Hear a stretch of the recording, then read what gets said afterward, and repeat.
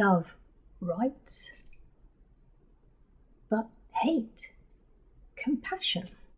I do. So this is Pamela from Animal Justice Emergency. And today I'm going to be talking about why the way that we frame vegan animal rights demands and messages is really important, and why words like love and compassion and friends have no place at all in campaigning to end the war on animals.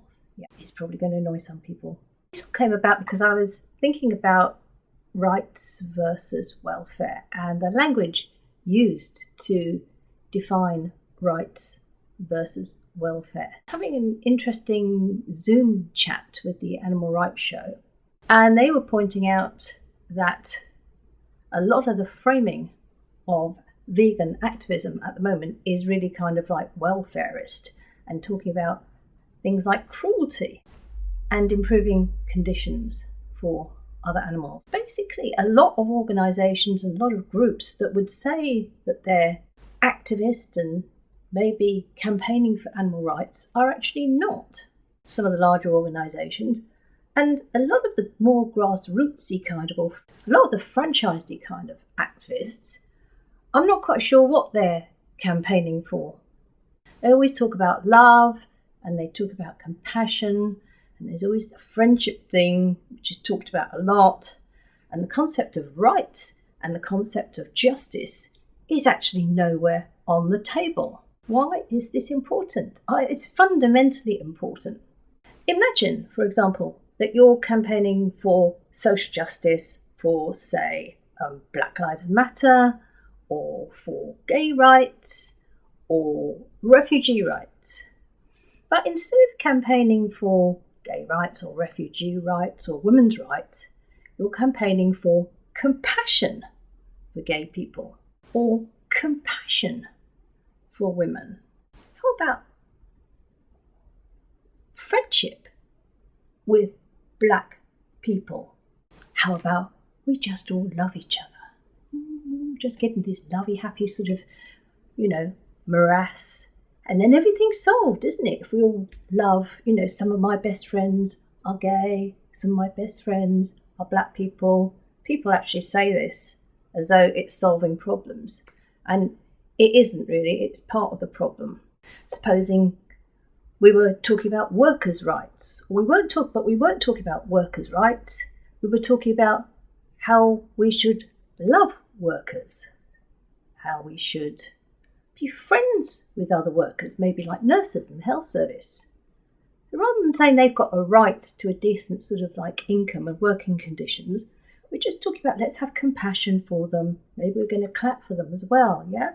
I'm constantly startled when vegans use these framings, these massively ineffective framings, with the best will in the world, because they don't think about and they don't want to think about the reality of the war on animals that we're facing, that we're engaged in, or perhaps not engaged in.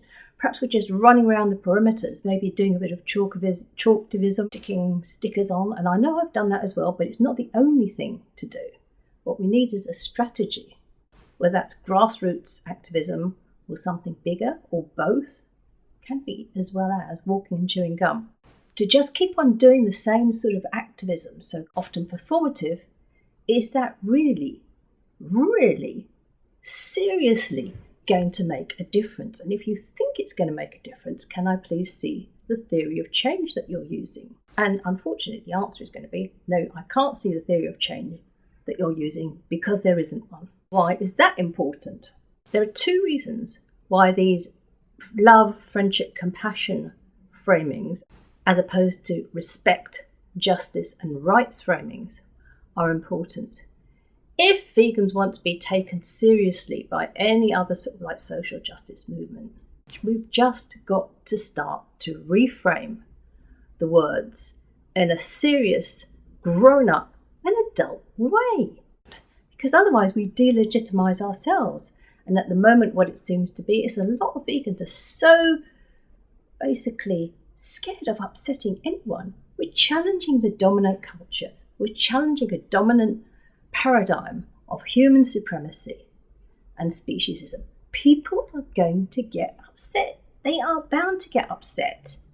That means that we're making progress. Having people smiling and laughing and sort of like, yeah, I'm going to think about going vegan. Yeah, of course. I'm maybe going to sort of like have one plant-based meal every week. That is not what we want. We want major systemic change. We need to start taking ourselves, the animals, and our movement seriously. To recognise that we are fighting a war on animals. There is a war on other animals that is killing trillions of living beings every single year. And each and every one of those had a right to their own life, to be left alone. This war is unjust. It's disrespectful. And it's just plain wrong.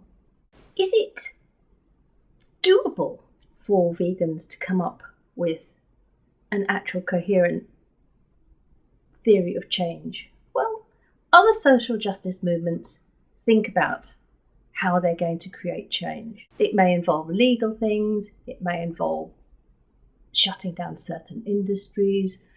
Often it involves a legal route, but also it involves changing the way that people think about whatever the issue is. And in order to change the way that people think about something, we have to change the words. Words carry assumptions of power. Who's got the power? Who hasn't got the power? When we talk about, for example, loving maybe refugees, that just sounds weird, doesn't it? Oh, some of my best friends are refugees. No!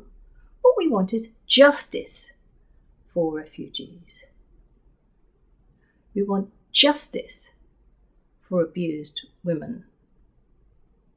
We want justice for people in the global south. We want a respect for our environment. We want workers' rights to be recognised and enforced. So we want justice for all animals. We want to recognise their rights to be left alone, the right to get on with their own lives without being interfered with by human beings. We want them to be respected. We need to respect other animals. We can have compassion as well, but we're not going to be campaigning on it. We can love animals as well. We can generally love a few animals that we know, but we can't love as a campaign position because it makes no sense and it makes us look like a bunch of people that don't know what they're doing. If we use the words like love and compassion and friendship, we're moving the agenda more onto the welfare side of things. We're not taking ourselves seriously. We're not taking the war on animals seriously. And if we use words like respect, justice and rights for other animals, we are obviously campaigning for animal rights. And this is more challenging psychologically for people, but I would say probably more effective as well, because at least people know what's going on and they're not given this sort of like confusing, well, you can sort of like, have humanely killed meat, tra-la-la-la-la. We're just saying, no, animals have a right to be left alone. That's it. It's a matter of basic justice, moral justice. We're talking about the moral rights of animals to be left alone. And legal rights are something completely different. But we're talking about fundamental moral rights. We're talking about respect of other living beings. And we're talking about the fundamental concept of justice for other living beings. And maybe it doesn't sound as like selfie-friendly. Well, maybe it isn't, but maybe it is just a lot more effective in terms of campaigning to stop the war on animals. Thank you. This is Pamela from Animal Justice Emergency. And together we can stop the war on animals.